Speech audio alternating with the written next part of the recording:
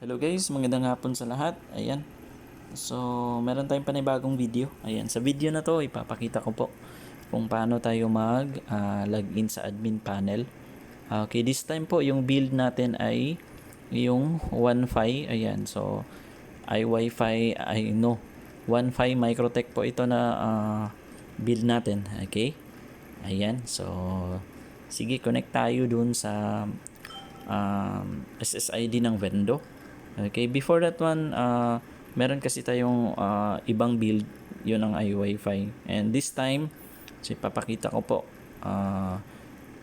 yung Wi-Fi, kung paano tayo makakalogin using po yung ating phone. Ayan, yan. So, connect tayo muna doon sa SSID ng vendor. Ayan, ito yung Barya Wi-Fi. Ayan. Ayan, so a few seconds, syempre magpa-pop up yan. So, ito yung portal natin. Okay? Ayan.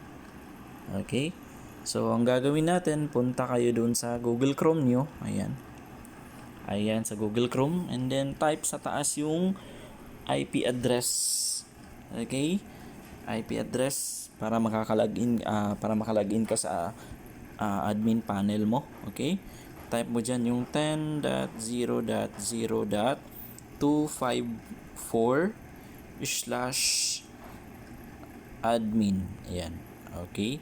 So, dapat ganyan yung i-type mo kapag Wi-Fi yung klase na window natin. Okay. Ayan. So, click natin yung go or yung arrow dyan. And then, wait mo lang. Wait natin. Baka nagkamali ako. Type ko lang ulit. 10.0.0.254. Okay, type natin. Try natin yan. So, bakit hindi ako makakalagin? Okay. Wait, type ko lang ulit.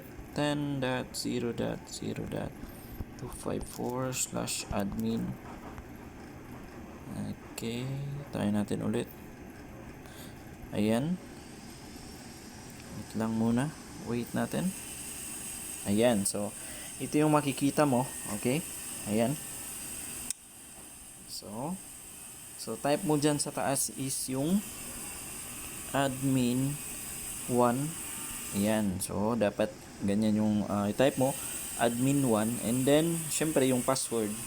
Okay, syempre binibigay ko yung password. Okay, type natin yung password. Okay, yan. Example lang yan. Okay, and then click natin yung login. Okay, ayan, so dyan mapupunta ka na sa admin. Okay, ito yung admin panel ng vendor. Okay, ayan, so makikita yung active users. Type natin yan, yung promo rates, ayan, or yung Wi-Fi rates, yan, yung voucher generation, nandyan yan. Okay, yung e-load, and then system logs, nandyan lahat. And then about, okay, nandyan lahat yan. Yung sa about is yung sa developer, siya yung gumawa, ayan, ng system. Okay, click natin yung dashboard, ayan. So, ito lang yun kung paano tayo mag-login sa admin panel. Okay, ayan, sige. And sa susunod na video, tuturo ko po kung paano tayo change ng Wi-Fi rates or yung mga promo rates. Okay, ayan, sige. Dito lang po. Ayan, if gusto niyo po pala mag-order or